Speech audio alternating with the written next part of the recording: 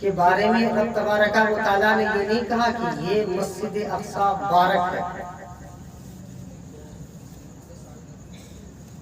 سبحان الذی اسری بعبدہ لیلا من المسجد الحرام الى المسجد الاقصی بارکنا حولہ لنریہ من آیاتنا انہ هو السمیع البصیر.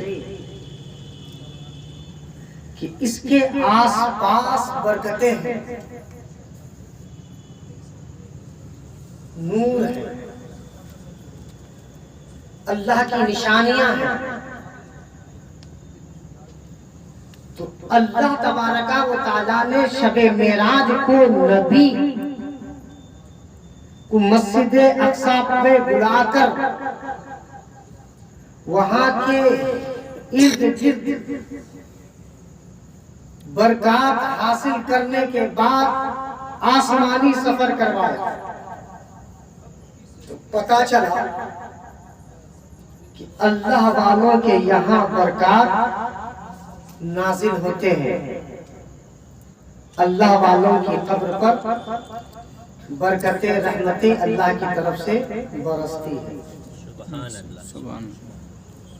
پہلی آیت جو میں نے پڑھی تلاوت کی، اس میں رب تبارک و تعالیٰ نے یہ کہا کہ میں 4 طرح کے لوگوں کے اوپر اپنا انعام و اکرام کرتا ہوں. نبی کے بارے میں کسی کو کوئی کلام نہیں ہے. تمام نبیین آدم سے لے کر محمد رسول اللہ صلی اللہ علیہ وسلم تک تمام پیغمبر نبیین میں جو ہیں ان کے اوپر اللہ کی رحمت و برکت ہے. ان کی مراتبت بتانے کی کوئی ضرورت نہیں ہے، سب مسلمان جانتا ہے ماشاءاللہ. اس کے بعد صدیقین کا نمبر آتا ہے، جو لوگ سچے ہیں اپنے قول کے، زندگی میں کبھی بھی جھوٹ نہ بولے، جب بھی بولے سچ بولے، سچ کے سوا کچھ نہ بولے، وہ صدیق ہے. شہداء وہ لوگ ہیں جو اللہ کے راہ میں شہید کیے جائیں. شہید کے بارے میں قرآن اعلان کرتا ہے کہ انہیں مردہ گمان مت کرو، بلکہ وہ لوگ زندہ ہیں، اور ایسے زندہ ہیں کہ ان کی زندگی کے بارے میں تمہیں شعور ہی نہیں ہے. وہ کس طرح سے زندہ ہے؟ چوتھی جماعت ہے صالحین کی. وہ صالحین کون لوگ ہیں؟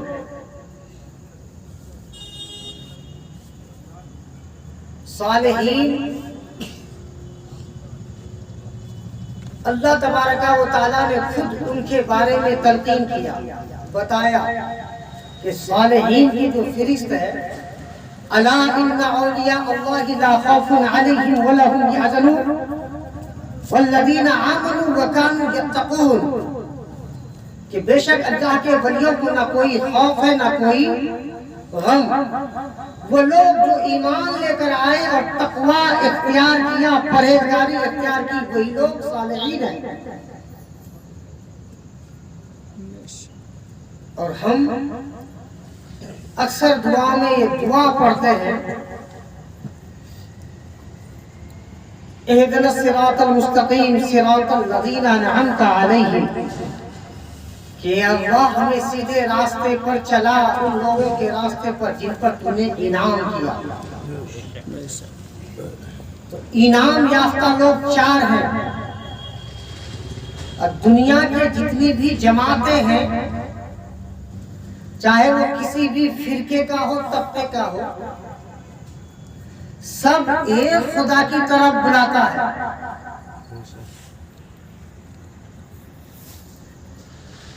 اور زندگی میں دنیا میں جتنے لوگ بستے ہیں سب ایک ہونے کا دعویٰ کرتے ہیں. سبھی دھرم کے لوگ، سبھی مسلک اور مذہب کے لوگ کہتے ہیں کہ اللہ ایک ہے،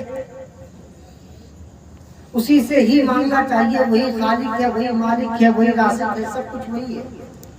بیچ میں واسطہ اور وسیلے کی کوئی ضرورت نہیں. لیکن اللہ تبارک و تعالیٰ نے میں نے جن جن آیتوں کو پڑھا ان تمام آیتوں میں اللہ تلقین کرتا ہے، نصیحت کرتا ہے، ہدایت دیتا ہے، آگاہ کرتا ہے، بتاتا ہے کہ اے ایمان والو اللہ اس کی رسول کی اتباع کرو تاکہ تمہیں اللہ والوں کی رسائی مل جائے۔ تو اللہ والوں کی رسائی کے لیے اللہ اس کے رسول کی فرما برداری کرنا ضروری ہے۔ کیوں کرنا ضروری ہے؟ کہ ہم اپنی زندگی میں اپنے آپ کو گناہ کبیرہ سے روک نہیں پائے، اللہ ہم پر انعام نہیں کرے گا۔ ہم اپنی زندگی میں غیبت سے باز نہیں آتے، چغلخوری سے باز نہیں آتے، گالی گلوچ سے باز نہیں آتے، جھوٹ سے باز نہیں آتے، جوا سے، جنا سے، دنیا کے حرام کاموں سے باز نہیں آتے۔ اللہ تبارک و تعالیٰ کہتا ہے کہ جو اللہ اس کی رسول کی فرما برداری کرے گا انہی کو اللہ والوں کی رفاقت ملے گی، دوستی ملے گی۔ تو دوستی اللہ کی، اللہ کے رسول کی اطاعت کرنے کے بعد میں ملے گی۔ ہم اور آپ گناہ کبیرہ سے ڈرتے نہیں، گناہ کبیرہ کو ایسے کرتے ہیں جیسے کہ ہمیں لگتا ہی نہیں کہ یہ کوئی گناہ ہے۔ تو اللہ تبارک و تعالیٰ پر ہم پر انعام کیسے کرے گا؟ تو ہمیں انعام یافتہ لوگوں کے ساتھ میں اگر جانا ہو تو بھی ان چیزوں سے دور رہنا پڑے گا، گناہوں سے دور رہیں گے۔ اس لیے کہ اللہ تبارک و تعالیٰ ارشاد فرماتا ہے مَا آتَاكُمُ الرَّسُولُ فَخُذُوهُ وَنَهَاكُمْ فَانْتَهُوهُ، کہ اللہ کے نبی تمہیں جو کچھ دے اسے لے لو، جس سے منع کرے اس سے رک جاؤ۔ تو یہ شریعت، یہ دین، یہ مسلک، یہ مذہب انہیں چیزوں کی تو تلقین کرتی ہے کہ یہ حرام ہے، اس سے دور رہنا ہے، یہ نیکی کا رستہ ہے، اس کو تمہیں اختیار کرنا ہے۔ ہم اور آپ اپنے آپ کو اہل والے کہتے ہیں کہ ہم محبت صحابہ ہیں، ہم اہل بیت سے محبت کرتے ہیں، اللہ والوں سے محبت کرتے ہیں، غوث کو ہم چاہتے ہیں، خواجہ کو ہم چاہتے ہیں، نظام کو ہم چاہتے ہیں، قطب الدین کو ہم چاہتے ہیں، صفی الدین کو ہم چاہتے ہیں، نظام الدین کو ہم چاہتے ہیں، نصیر الدین کو ہم چاہتے ہیں۔ تمام اللہ والوں سے محبت کا دعویٰ ہم کرتے ہیں، لیکن ہمارا کردار ایسا ہے کہ جیسے کہ پتا چلتا ہے کہ سب سے بڑا گنہگار ہم ہیں، تمام طرح کی عیب ہمارے اندر ہے۔ جوا ہم کھیلتے ہیں، زناخوری ہم کرتے ہیں، چغلخوری ہم کرتے ہیں، غیبت ہم کرتے ہیں، تمام طرح کے عیبات میں ہم ڈوبے رہتے ہیں۔ تو پتا چلا کہ ہمارے درمیان میں صرف کھوکھلا دعویٰ ہے، یہ دعویٰ محض دعویٰ ہے، یہ دعویٰ دلیل پر کھڑا نہیں اترتا۔ تو کیا کرنا ہوگا؟ ہمیں ان تمام بری باتوں سے دور ہونا پڑے گا۔ اس لیے کہ دوسرے مسلک والے یہ لوگ کہتے ہیں کہ ہم اللہ والے ہیں، اللہ سے محبت کرتے ہیں، اوروں کے پاس نہیں جاتے، ولیوں سے نہیں مانتے، یہ بھی محتاج ہے، یہ بھی اللہ کا بندہ ہے، تم ان کو واسطہ مت بناؤ۔ لیکن ہم لوگ واسطہ بناتے ہیں تو ان سے ہمیں الگ رستہ بنانا پڑے گا۔ اس لیے کہ دنیا میں صرف ہم ہی ایک ایسی قوم ہے جو اللہ والوں سے محبت کرتے ہیں، باقی سب ان سے بغض اور کینہ رکھتا ہے۔ اللہ تبارک و تعالی ہمیں جو انعام اور انعام عطا کیا ہے یہ دنیا میں بھی اور آخرت میں بھی، اس لیے کہ اللہ کے نبی صلی اللہ تعالی علیہ وسلم کے پاس میں ایک صحابی حاضر آتے ہیں۔ اسی آیت کا پس منظر ہے، یہ آیت کیوں اور کس وجہ سے نازل ہوئی؟ اس سورہ نساء کی آیت اس وجہ سے نازل ہوئی ہے کہ اللہ کے نبی صلی اللہ تعالی علیہ وسلم کی بارگاہ میں ایک صحابی عاشق جو ہمیشہ اللہ کے نبی کی بارگاہ میں حاضر رہتا ہے،